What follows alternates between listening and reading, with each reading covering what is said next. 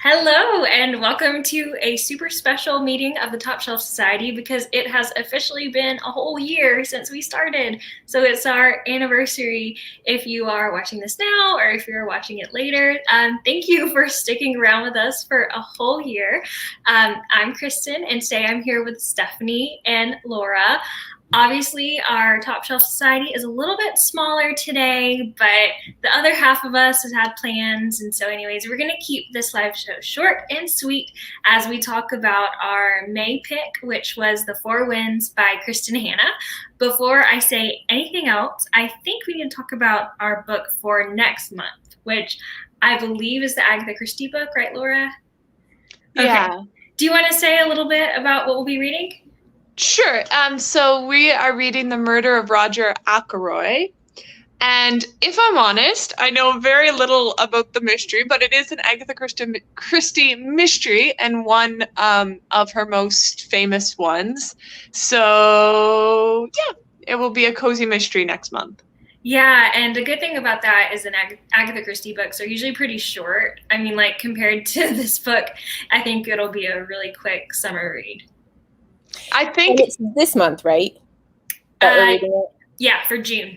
Not next month, this month? Is it June already? Yeah, sorry. So this month. No, you're good. I just wanted to confirm. Oh gosh, I'm sorry. I have like teacher brain right now, and I'm literally like I'm on summer break, but I don't know what day it is. So you're good. Okay. Okay. Anyways, we are talking about The Four Winds by Kristin Hannah. As kind of a general synopsis, The Four Winds is a historical fiction novel that takes place during the Dust Bowl, and it follows this family as their life is affected by the Dust Bowl, and basically they have to move and go away, and it covers all of their different struggles and how they have to adapt to the way that kind of the environment changes their life. So do we want to start off with predictions? Like, who thinks it's a top shelf read for who? This feels like something that Kristin would like, in my opinion. I don't know if you'll think it's a top shelf read necessarily, but I feel like this is the type of book that you would enjoy. Yeah, it like hits everything on my list, historical fiction, yeah. Kristin Hannah. Yeah. I'm going to predict, I also think Kristin will like it, but I don't think it'll be quite top shelf. I'm thinking it'll be close, but yeah. Okay, I'm predicting that it's going to be the same for you guys. I don't think any of you are going to say it's top shelf, but I think you're going to say that you liked it. So I guess we'll see. Okay, we've developed this weird trend in our book clubs where we kind of relate the books that we're reading to food. So I thought, does anyone have any suggestions for what you would relate this book to? I mean, I just think of the scene where she goes to the PTA meeting and takes all the cookies and the sandwiches. Yeah. That's where my brain goes. I was so proud of her in that moment.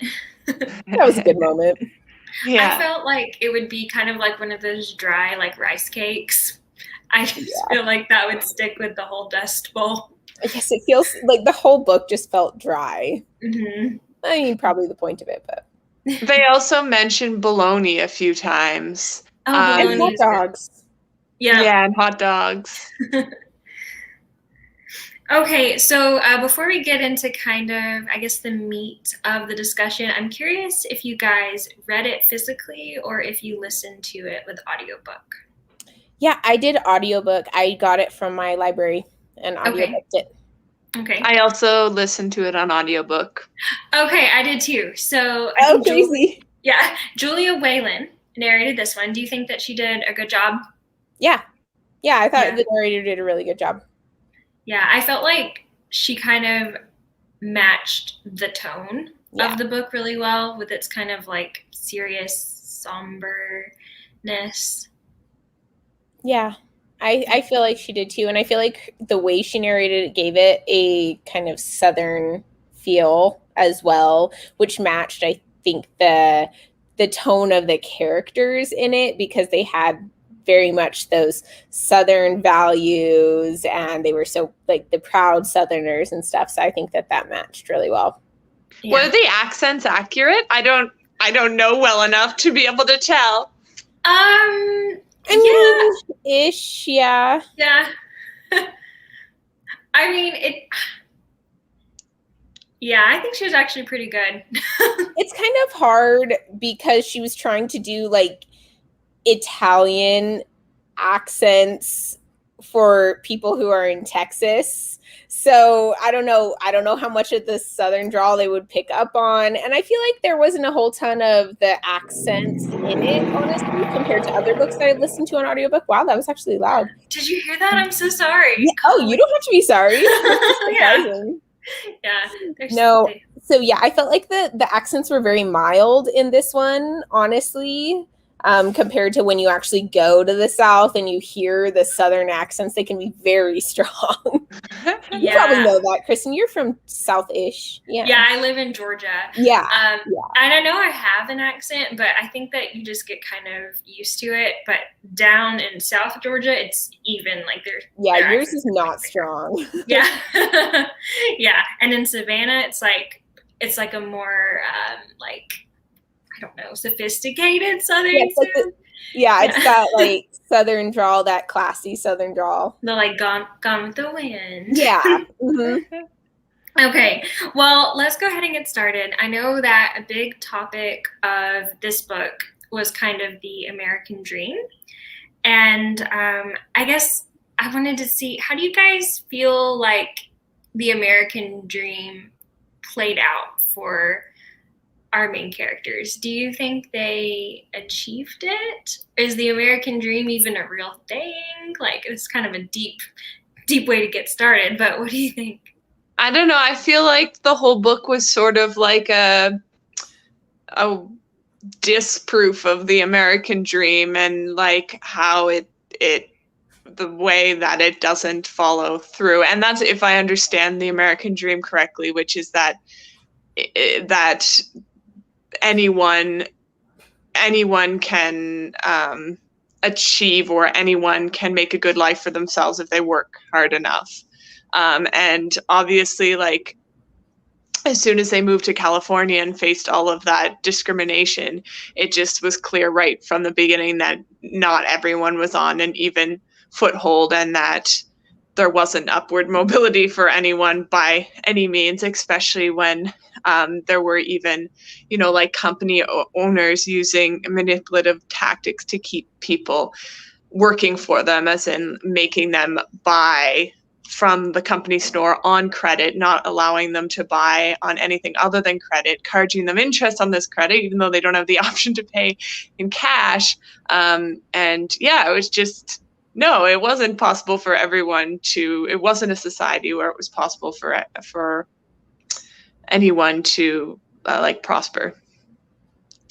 Yeah, I do agree. I think it shows how, when you think of, not me, but like in these books back then, when they would think of the American dream, they would literally think that if you worked hard, it would work out and everyone could become successful and have land and like have these like big dreams that they had come true. But you see, like, the system in America, the capitalist system, like, yes, it's technically possible. Like, there aren't laws against it. There isn't like a nobility bloodline thing stopping it technically, but there are definitely things in place that make it harder and make it essentially impossible, even if technically it's not impossible, if that makes sense. So the American dream just kind of says, like, yeah, anyone can, but it just doesn't work out like that. I know. And reading the book, it kind of felt like they drew back a curtain a little bit to show more of the kind of disparities and like the obstacles that come in between a person and achieving the American dream. And the whole time I was just like, this is so unfair. This is wrong. How dare like I couldn't even understand how it was legal or possible that like a business owner could make someone only like buy like stuff from them and only on credit. Like, it just seemed so unfair. But then I guess these same, I mean, I don't know, maybe we have more like checks now in businesses and things, and like that can't occur. But I know that there are still obstacles and things that keep people from achieving the American dream. You know, it's like, how much have we really progressed from the things that were going on during this time? Well, yeah, I mean, things have changed quite a bit. Yeah. We have minimum wage in place. Like, places can't just decide what to pay people. They have to meet that minimum wage and stuff. So I think that's one thing that is definitely different now, because that was one of the huge things that the protesters wanted, was that minimum wage. They couldn't just cut their wages and pay them what they wanted. So I mean, that's... I think, though, that just the belief in the American dream at all is dangerous, because I think it leads people to believe that if they've succeeded, it's because they deserve it, and if someone hasn't, it's because they don't deserve it. And then it like led some of the Californians and some of the owners of the cotton plantation to dehumanize these workers, because they could so easily classify as good for nothing, because in their minds they had just as much opportunity to move up as they had done, when really, that's not the case for anyone in any society. No one's ever starting on an equal footing. So Yeah. Well, all right, moving on from the American dream, I want to talk just for a little bit about the mother-daughter relationship, because that was a huge aspect of the story. So thinking about Loretta, the daughter, during her adolescent years, did you dislike her during this time? Did you understand her? What do you think? I mean, I feel like understanding her and thinking that she was written very realistically, and enjoying reading from her perspective and enjoying reading about her in that time are two different things. Yeah. I think she was very well written. I think that's very accurate, probably, of how an adolescent girl would be at that time. And she wasn't even extreme, I don't feel, necessarily in the circumstances that they were in. But it was still hard to read about sometimes. I'd be like, oh my gosh, Loretta, just stop. I know. I think overall I quite liked her, just because I've worked with a lot of teenagers, and she's not as bad as it can get. She's still, at the end of the day, like, she knew when she crossed lines, but then she knew when she did and apologized. So, and she learned from it. Yeah, I've worked with teenagers too, and I definitely agree that Loretta is on like the definitely like the better behaved side, even with all of her faults. Yeah.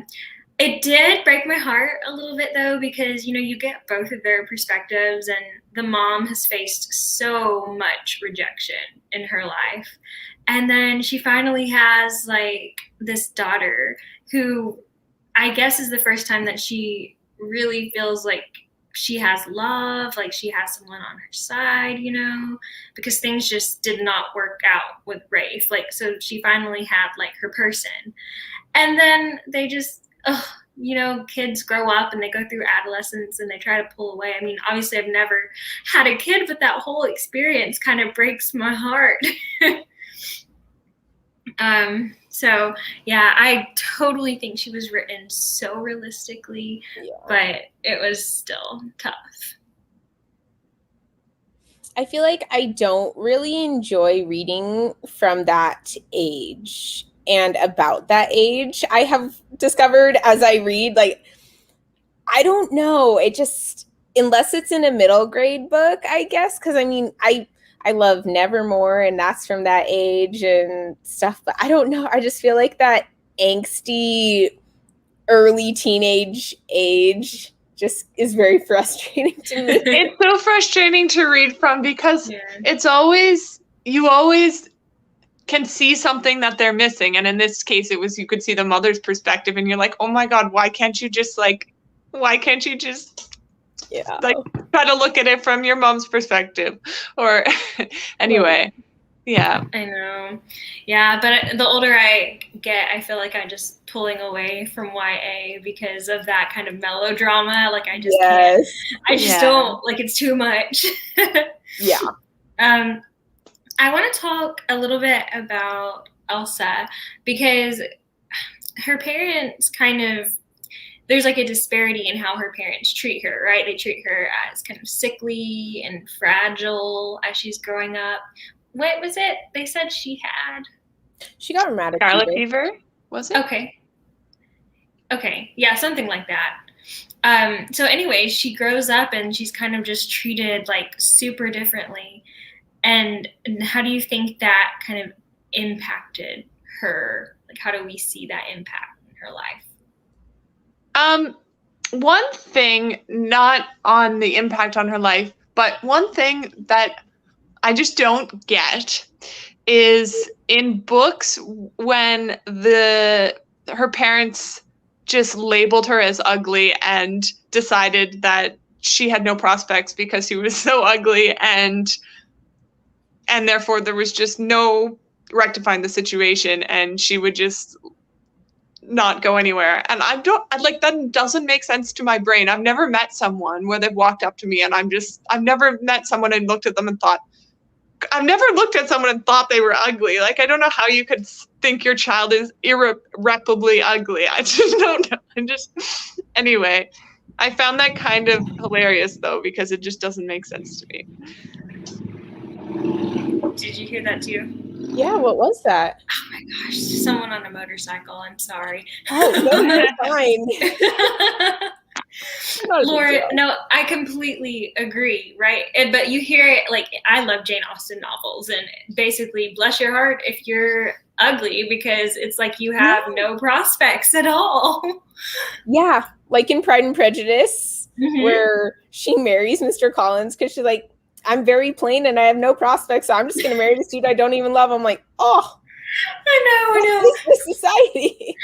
Actually, this has either of you read The Other Bennet Sister about Mary Bennet? No. Because Elsa kind of reminded me of Mary Bennet in that book, but it was exactly the same thing, like Stephanie said, how Mrs. Bennet treated Mary Bennet, and you're just like, I don't understand.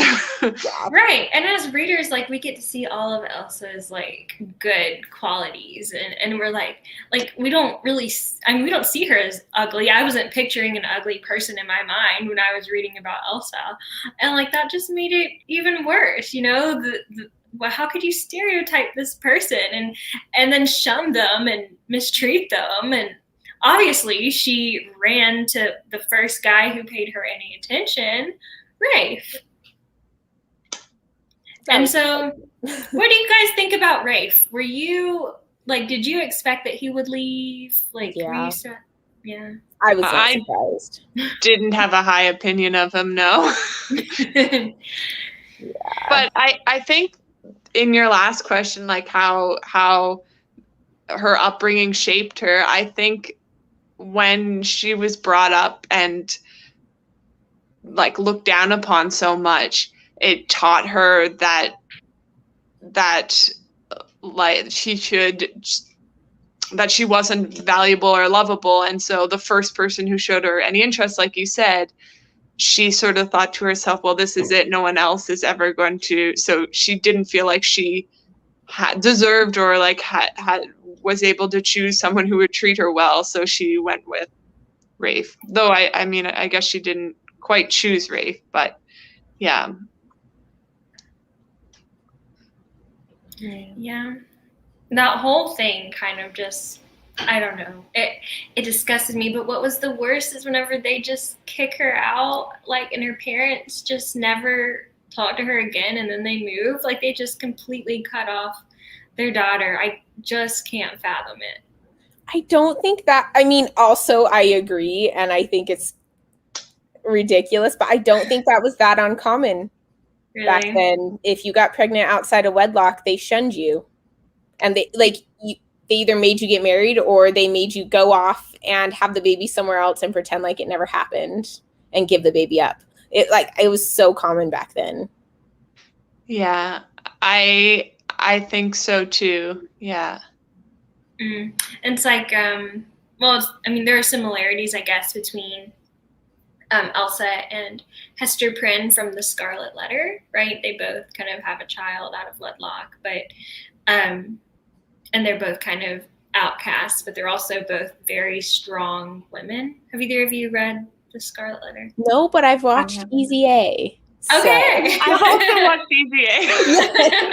I haven't, so I should. Oh, I love that movie. You should. Okay, so I don't know how much more I want to talk about Rafe, because to be honest, I really don't like him. But I was surprised that he didn't show up again in the novel at all. Were any of you kind of predicting that he would like come back and start something? No. I kind of was, to be honest. I thought maybe because he wasn't irreparably bad. He was just kind of immature and like, I guess, yeah, immature is the best way I can think of it, and restless. So yeah, I kept expecting him to come up at one of the communist meetings or something, but he never did. No, I didn't think he would ever come back, mostly because I thought it would be ridiculously unrealistic that you would happen to run into him. Like, America's huge. But no, I felt like he was probably just gone. Yeah. I expected them to just coincidentally run into each other, and I'm happy that they didn't, because you're right, that would have been a bit too much. Yeah. Yeah. Okay, so there's this quote in the book. It's courage is fear that you ignore. I love that, because I don't know about you, but like I'm a person who is afraid all the time of anything new or anything different. And I love the fact that this quote is kind of like, being courageous doesn't mean that you're not afraid. It just means that you kind of push back, or you push through that, I guess, and you don't let it stop you. And so I want to kind of apply that quote, I guess, to Elsa and Loretta. Like, how do you feel like the word courage fits them?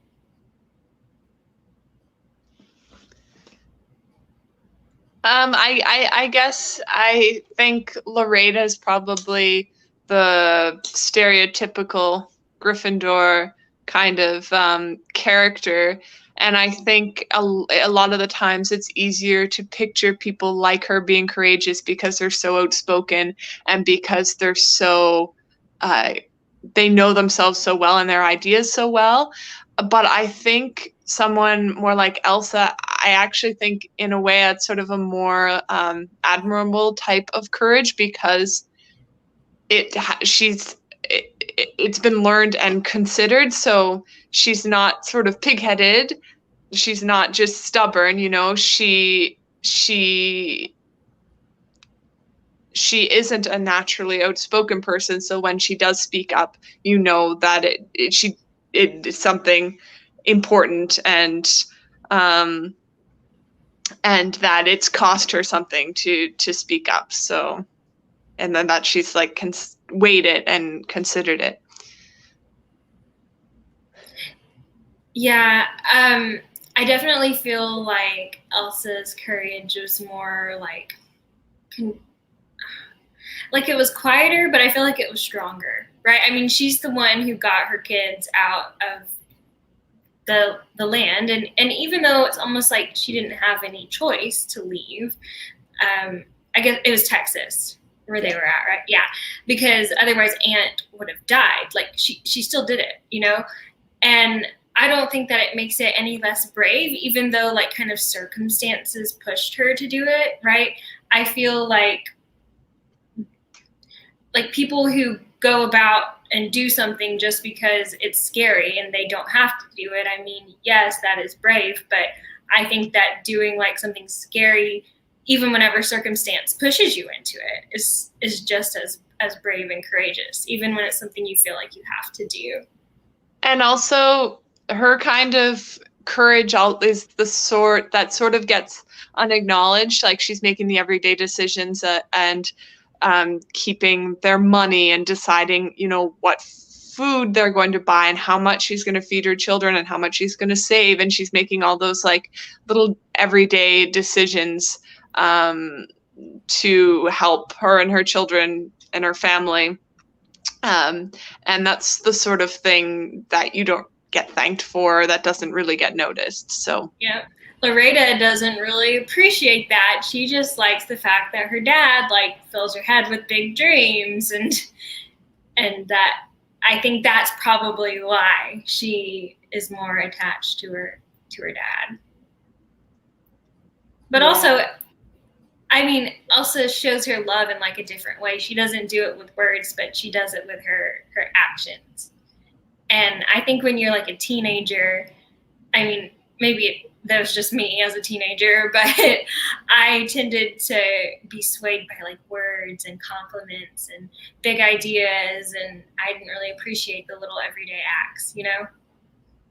Yeah. I also think that she was kind of, because of her upbringing, she was kind of insecure in her relationship. So whereas like Loretta might think, oh, I can say these to my mom and she knows that we're family and, you know, that I don't really mean it. But then Elsa was so like insecure because of how she'd been treated growing up that I guess she sort of, Loretta was able to kind of hurt her more than maybe the average teenager would their parent.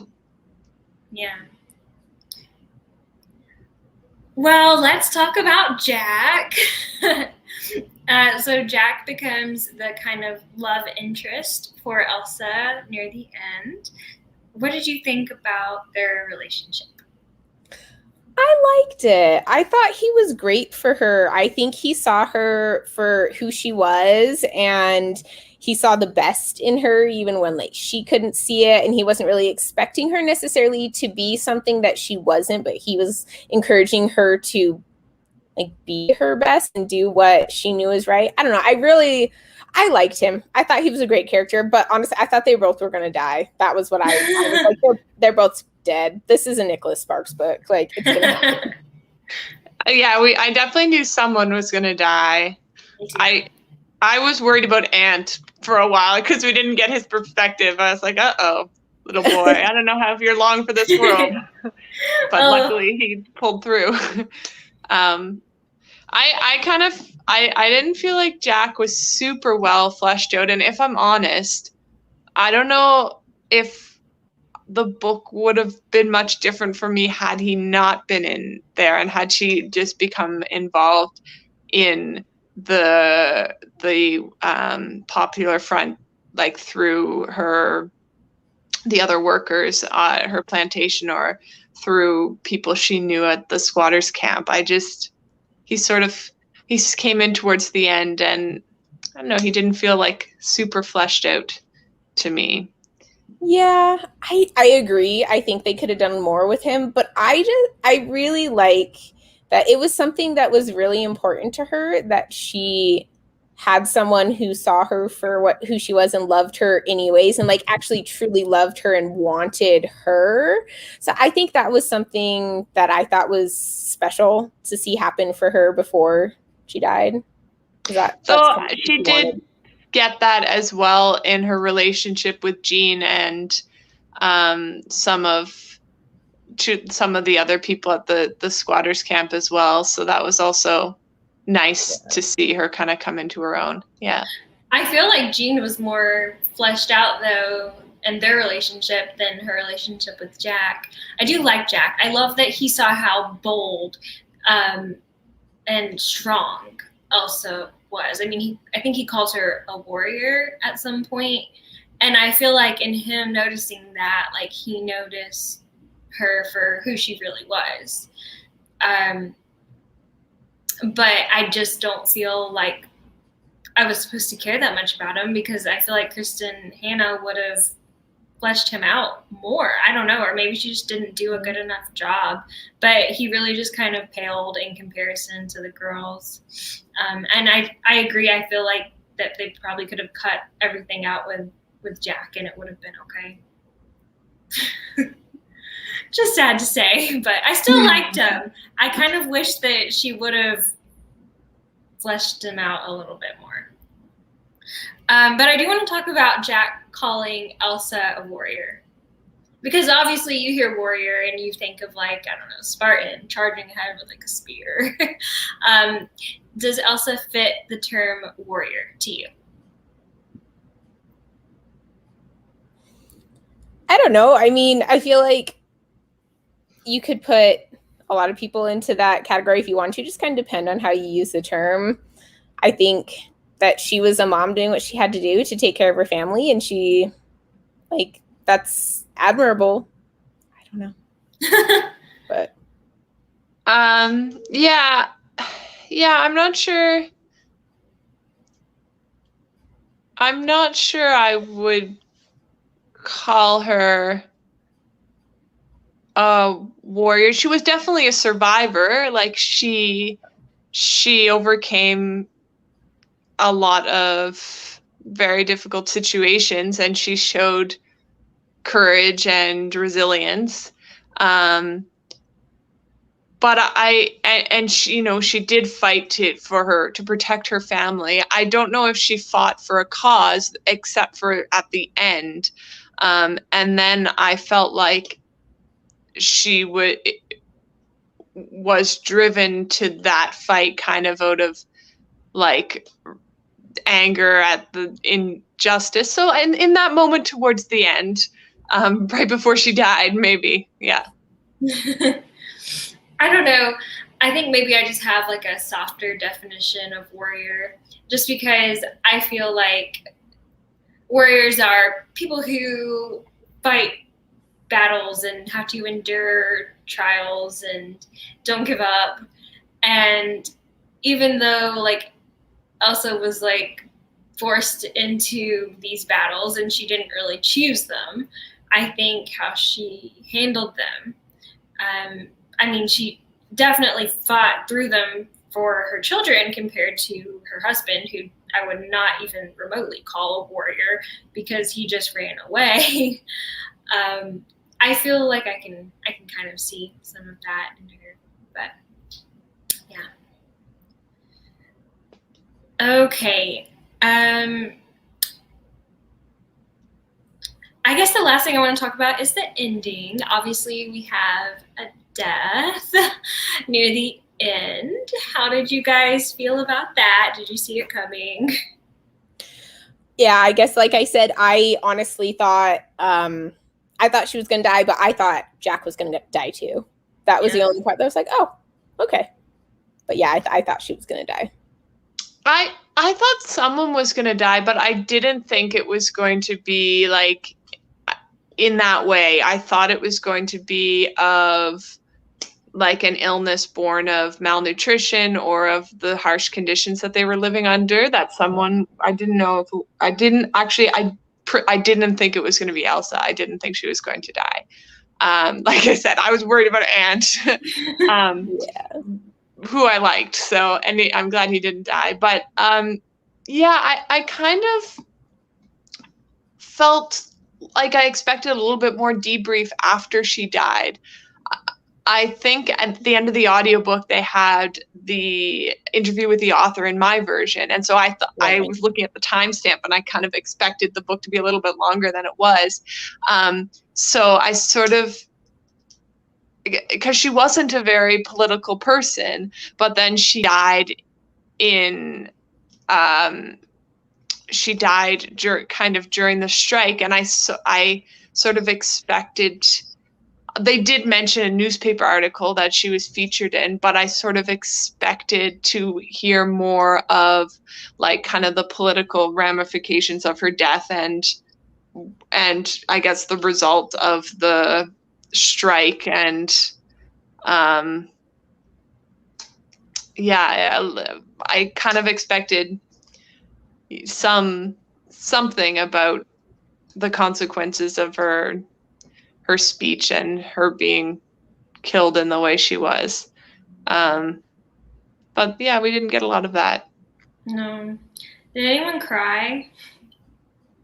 I didn't either, though I do cry a lot. So I was in a very happy mood during the sad parts. Oh, well, see, not because of the sad parts. I just meant like. It's just been a good month. Yeah. Yeah. Well, normally Kristin Hannah books make me cry. Like, they rip me apart. The Nightingale, The Great Alone, both of those. But this one did not.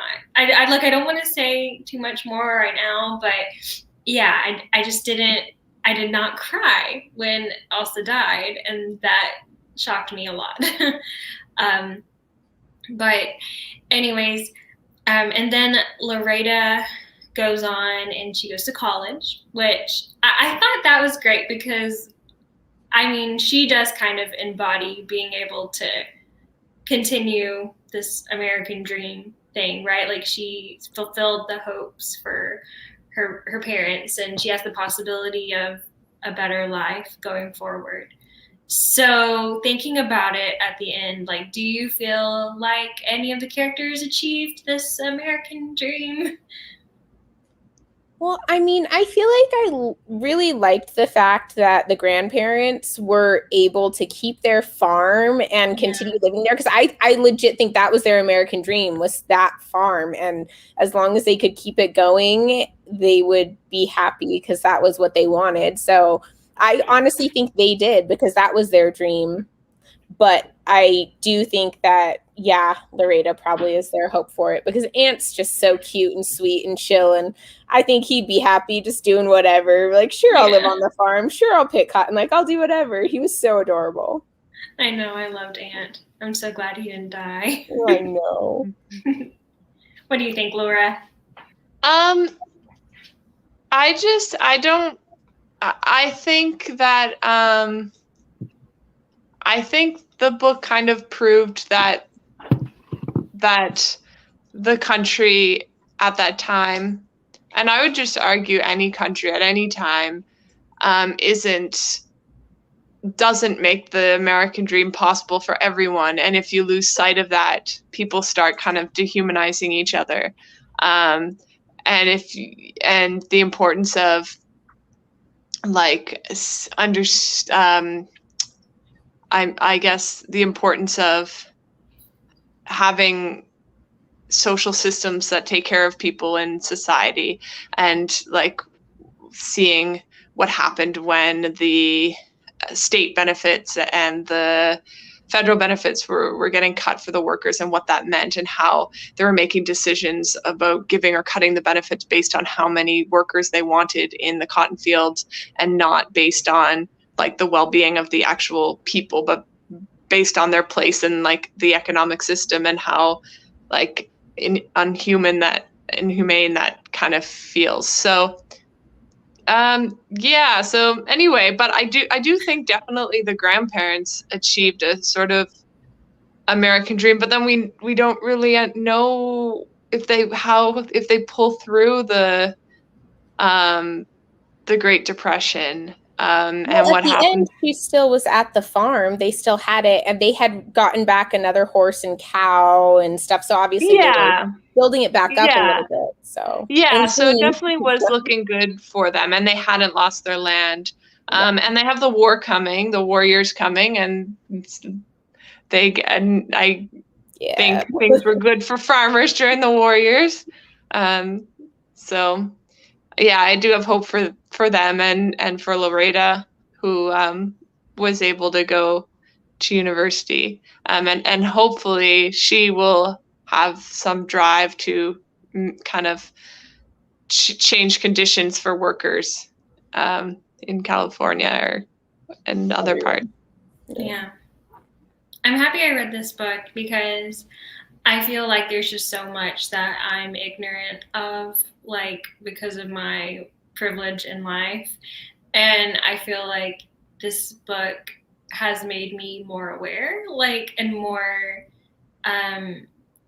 empathetic, and more disturbed by the way people were treated in the past, but it kind of, it's not just the past that's like this. Like, I know that like the present day, we still have issues where people are not put on the same like level playing field from the start, you know, and because of that, like they need extra help from.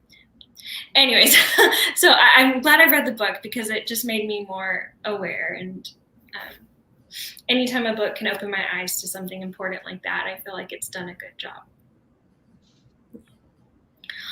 Okay, well, anything else you guys want to talk about? I feel like it's super important, and if we don't talk about it, it'd be a shame.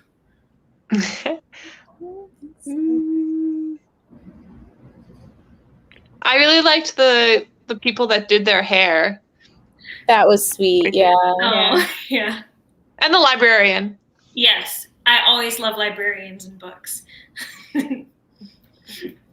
Okay, so I guess it's time to say if it's a top shelf read or not. Who wants to go first? I can go. I don't mind. First. Oh, whoops. All of us. We all said our one. That's rare. It's usually the opposite. Go ahead, Kristin. We can just go down the line. Go in order. Okay. Okay. So you guys were right. I like the book a lot, but it is not a top shelf read for me. In fact, yeah, it disappointed me actually a lot because I love Kristin Hannah books. Or at least I've loved like her most recent, her last two. So The Nightingale and The Great Alone. They have both been like such powerful stories where I felt such a connection with the main character, and they kind of like took me on like an emotional journey. And this book just was missing something. I don't know. I mean, in concept, like this book seems like, and it is very sad, but I think that something about, I don't know if it was the characters or the relationships or what, but it just didn't affect me the same way when reading it. I mean, it was still a good book, but I think that she could have done a better job at maybe character building or something to make me feel more of a connection. So, like, out of all the Kristin Hannah books that I've read, I would put it like bottom of the list. But I still appreciate it because it taught me so much. Honestly, I think I felt pretty similar. I don't find that time period to be a very interesting one to set stories in. Not that there's anything wrong with it, just for me personally, it's not a time period that I'm really drawn to. I also didn't feel hardly any connection to the characters at all, unfortunately, which, like you said, this is my first Kristin Hannah book, and I've heard that she really draws you into her characters and you feel very connected to them, and I really didn't. I wasn't super invested in it at all. I feel like she did a really good job of making you feel very indignant and angry towards how people treated other people, other human beings, and just seeing that.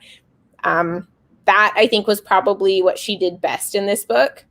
But yeah, I didn't think it was a top shelf read for me, and I really found it quite boring at times just because I really wasn't that interested in the characters. I kind of agree with both you. So I also yeah, I felt kind of just like I guess I definitely I don't think I'd go as far as saying I was bored, but like yeah, it was sort of just a flat middle, nothing that I was really just like angry about or nothing that I loved either. So yeah, I thought there was a lot happened, a lot of injustice happened, but I don't think it was explored in a very complicated way. It just listed all of these injustices, and we didn't really get as much insight into why they were happening or into the humans on the other side of the issue. Everyone just seemed to like be very prejudiced against them with no exceptions, you know? And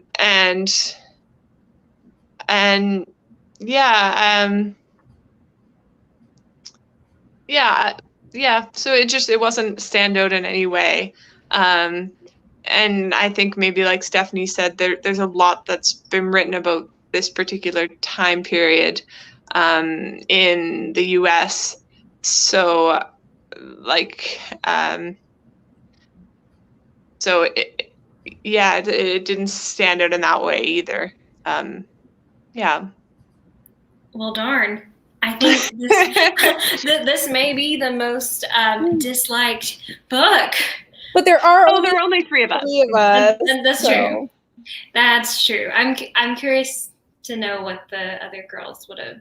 Did Sarah finish it? I know she'd started it. I think she'd started it, but I don't know if she finished it.